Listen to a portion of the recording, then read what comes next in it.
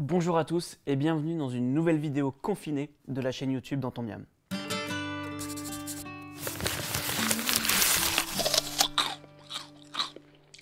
Alors oui, je bois du Coca-Cola sur une chaîne où on parle de développement durable, de consommation alimentaire éco-responsable, de réduire son empreinte écologique dans la manière de nous nourrir. Les colas comme Pepsi ou Coca-Cola ou les autres, ce sont un peu les symboles de l'industrialisation agroalimentaire. Chaque verre de Coca-Cola contient une grave crise sanitaire. C'est-à-dire qu'on a un taux de sucre tellement élevé, on sait depuis peu que le sucre crée une dépendance monstrueuse. Il y a même une étude sortie en 2019 qui conclut que le sucre est plus addictif chez les rats que l'héroïne. C'est quand même un petit peu inquiétant. Il faut savoir qu'on consomme par an dans le monde près de 350 milliards de litres de coca. Ça représente 166 700 piscines olympiques remplies chacune de 3 millions de litres de coca.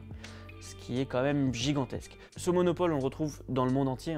Je me souviens qu'en Afrique, c'était plus facile de trouver une bouteille de coca qu'une bouteille d'eau. Mais les plus gros consommateurs, ce sont les Mexicains avec 160 litres de coca par an et par habitant. Nous, les Français, 22,7 litres de coca par an et par personne. C'est pas énorme, enfin ça fait quand même déjà un bon bidon, quoi, un petit bidou sympathique. Qu'est-ce qu'il y a dans ces produits qu'on donne majoritairement à nos enfants? C'est assez flou, notamment par rapport à Coca-Cola. La recette reste secrète. Cependant, on sait qu'il y a énormément de sucre, on l'a déjà dit. Et puis des colorants, quelques additifs sacrément controversés. Et je pense notamment au colorant E150D, qui est le colorant caramel. C'est un colorant dont la science a prouvé qu'il était cancérigène. Alors on se demande pourquoi Coca-Cola ne fait pas les choses autrement, puisque on sait que maintenant que c'est possible. Mais en tout cas, sachant qu'ils sont intouchables parce que leaders sur le marché, on peut comprendre qu'ils aient pas envie de faire l'effort, surtout si ça peut nuire aux marges. Pour toutes ces raisons, je vous propose de faire notre propre recette de cola maison, avec des ingrédients dont on connaît la provenance, de bons ingrédients, et aussi en maîtrisant donc la dose de sucre dans notre boisson.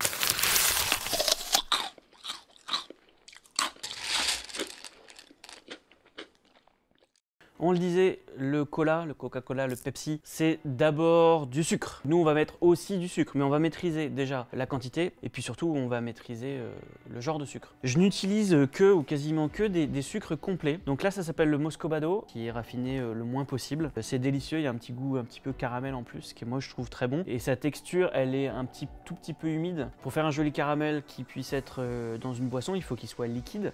Donc je vais pour ça faire un caramel classique que je vais mélanger avec du vinaigre. Je chauffe mon eau et mon vinaigre blanc, je verse mon sucre non raffiné et je laisse frémir une dizaine de minutes. Il y a un truc qui est un peu compliqué avec le sucre non raffiné, c'est que normalement un caramel, on sait à peu près quand il est bien et quand il est caramel, quand il prend une couleur caramel blonde. Du coup c'est plutôt au nez qu'à l'œil. Voilà, il est bien ambré. Je rajoute de l'eau et je laisse cuire encore une petite minute. Allez, je pense que notre caramel est cuit. On va le verser dans un autre récipient pour éviter qu'il brûle et on le laisse refroidir. Et on passe à la suite.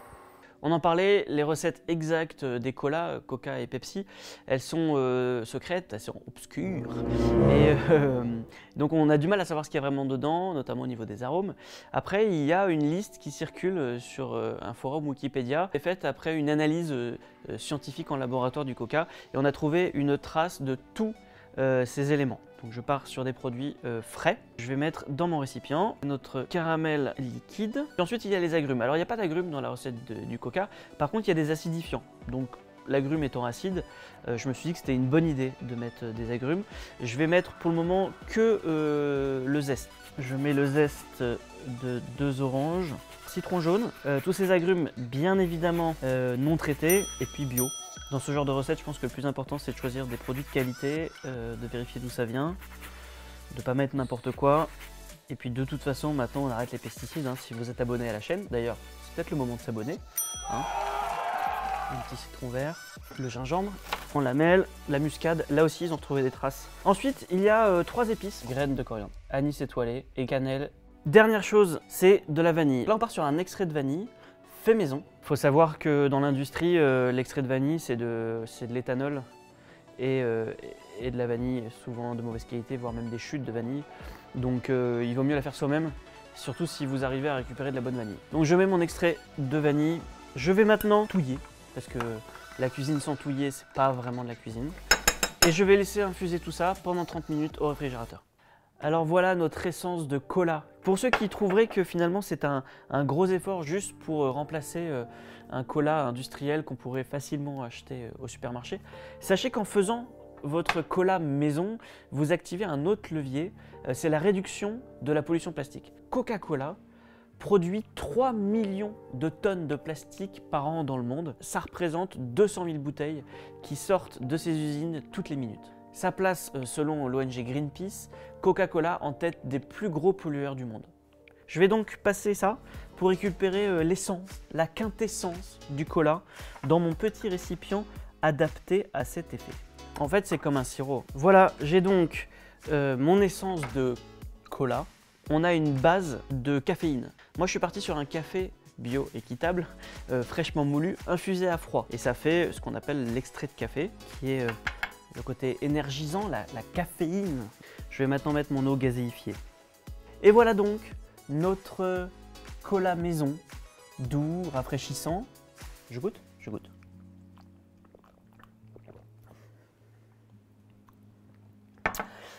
Eh ben, c'est pas mal. Alors ça ressemble pas vraiment à du coca, on va pas se mentir, mais il y a quand même ce côté un peu cola qui est vraiment pas mal. J'ai envie de le sucrer un peu plus.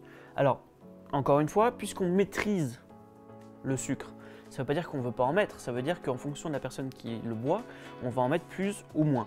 Moi je vous propose de ne boire qu'un verre pendant tout l'été, mais d'y aller franchement. C'est pas parce que on fait attention à comment on mange et à la planète qu'on n'a pas le droit de se mettre une sacrée dose de sucre dans le corps.